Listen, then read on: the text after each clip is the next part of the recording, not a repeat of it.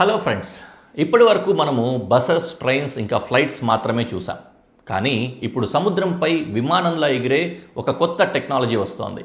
దీని పేరే sea glider. IIT Madras startup develop చేస్తున్న ఈ వెహికల్ ఇండియన్ ట్రాన్స్పోర్ట్ ఫ్యూచర్ని మార్చే ఛాన్స్ ఉంది. అసలు ఈ సీ గ్లైడర్ అంటే ఏంటి? డీటెయిల్స్ ఈ వీడియోలో చూద్దాం. ఈ సీ గ్లైడర్ అనేది బోట్ కాదు, అలాగని ఏరోప్లేన్ కూడా కాదు. Perfect combination of both of this systems.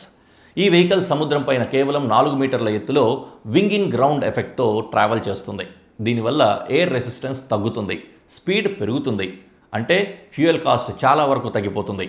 ఇది గంటకు దాదాపుగా 300 కిలోమీటర్ల వేగంతో దూసుకుపోతుంది.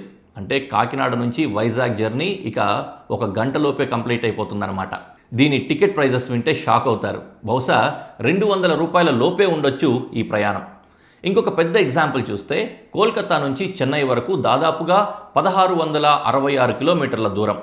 ఈ డిస్టెన్స్ను కేవలం 5 గంటల్లోనే, అది కూడా 600 రూపాయల ఖర్చుతోటే ట్రావెల్ చేసే విధంగా ఛాన్స్ ఉంటుంది. ఇది కేవలం ట్రాన్స్పోర్ట్ కోసం మాత్రమే కాదు, టూరిజంకి కూడా ఒక పెద్ద గేమ్ చేంజర్.